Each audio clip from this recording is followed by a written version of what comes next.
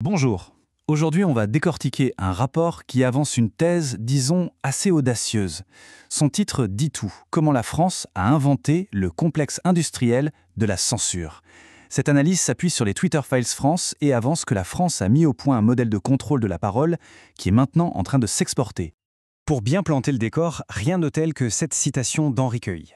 Pour les auteurs du rapport, elle résume parfaitement une certaine tradition politique française, l'idée qu'il vaut parfois mieux contrôler le débat public que de s'attaquer de front au problème. Allez, rentrons dans le vif du sujet avec une anecdote assez parlante, une histoire qui vient tout droit des archives internes de Twitter. Tout part d'une demande plutôt surprenante venant du sommet de l'État français. Ce qui est frappant ici, c'est vraiment l'insistance. Le 14 octobre 2020, l'équipe du président Macron veut, à tout prix, le numéro perso de Jack Dorsey, qui était le PDG Twitter à l'époque. La raison officielle, le féliciter pour ses actions sur l'intégrité des élections.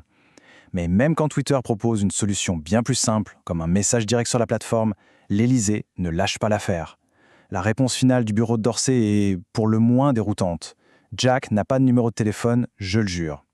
Cette petite histoire soulève une question de fond. Pourquoi un tel besoin d'un contact direct, presque personnel ? Le rapport suggère que cet épisode est tout sauf anodin. Il traduirait une vraie volonté de l'État français d'établir une ligne directe avec les patrons des plateformes pour pouvoir potentiellement peser sur leurs décisions. Eh bien, cet incident, ce n'est pas juste une anecdote, c'est la porte d'entrée vers le concept central du rapport, ce qu'il appelle le complexe industriel de la censure. Voyons un peu ce que ça cache. En gros, l'idée, c'est que ce n'est pas juste l'État, tout seul dans son coin, qui censure. Non, c'est un véritable écosystème. Le gouvernement, des agences publiques, et même des organisations qui semblent indépendantes, mais qui en fait travailleraient main dans la main pour orienter et contrôler ce qui se dit en ligne. Alors, comment ça marche, concrètement ? Le rapport le décompose en 4 temps. D'abord, il y a la pression politique directe du gouvernement. Ensuite, et c'est une étape clé, des ONG, souvent accréditées par ce même État, attaquent en justice. C'est ce que le rapport nomme le lawfare. Troisième étape, les tribunaux entrent en jeu et forcent les plateformes à obtempérer. Et enfin, les grands médias relaieraient et légitimeraient le discours officiel. Maintenant qu'on a le schéma, revenons un peu en arrière. Parce que d'après les auteurs, cette méthode de contrôle, elle ne sort pas de nulle part. Elle a des racines historiques et légales bien précises en France. Il faut dire que le contrôle de ce qu'on a le droit de dire ou non en France, ça a une longue histoire. Ça remonte à la censure royale, où il fallait un privilège du roi pour avoir le droit de publier quelque chose. Jusqu'aux lois d'aujourd'hui, l'État a toujours eu un rôle central pour fixer les limites de la liberté d'expression. Et le vrai point de bascule, le moment où tout change selon cette analyse, c'est la loi Pleven de 1972. Avant cette loi, c'était simple. Si quelqu'un vous insultait, vous seul pouviez porter plainte. Mais après 1972, tout change. La loi permet à des associations, agréées par l'État, de porter plainte au nom de tout un groupe. C'est la naissance de ce que le rapport qualifie de lawfare à la française, quand le droit devient une arme politique. Un exemple concret de ce lawfare en action, le procès de 2020 contre Twitter, lancé par plusieurs ONG.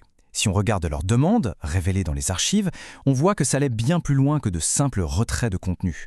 Elles voulaient carrément avoir accès aux données de modération de Twitter et mettre fin à l'anonymat des comptes. Le rapport note un détail de calendrier intéressant. Cette action en justice a été lancée juste au moment où le Parlement débattait de la loi Avia sur la haine en ligne. Simple coïncidence ?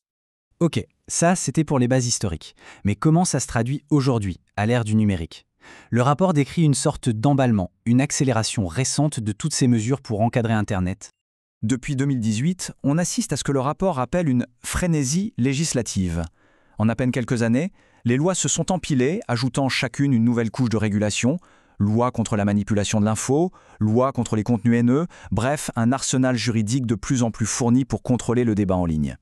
Et au milieu de tout ça, une nouvelle pièce maîtresse de l'appareil d'État, Viginium. Créée en 2021, sa mission officielle est de nous protéger contre les ingérences étrangères en ligne. Mais le rapport pose la question, est-ce que cette mission, purement défensive sur le papier, ne pourrait pas aussi servir d'outil d'influence sur le débat national ? Alors on pourrait se dire que tout ça est une affaire bien française, mais en réalité le rapport soutient que ce modèle a des implications qui dépassent largement nos frontières. Il aurait même servi de brouillon pour une régulation à une échelle bien plus grande.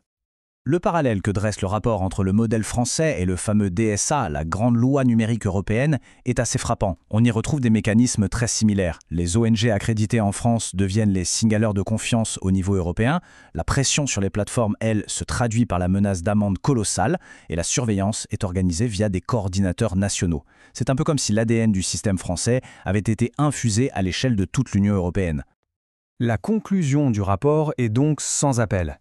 Le DSA ne fait qu'institutionnaliser et exporter le modèle français à toute l'Europe.